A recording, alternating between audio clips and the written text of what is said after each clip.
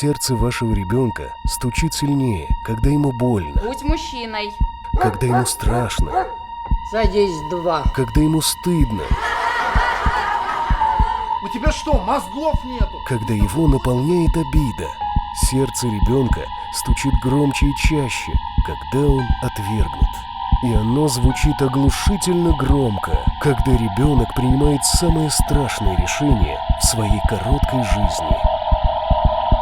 Этого могло бы не произойти, если бы он позвонил на детский телефон доверия. Вы боялись, что ребенок на вас настучит, а на самом деле вы не услышали оглушительный стук его сердца, которое кричало о помощи.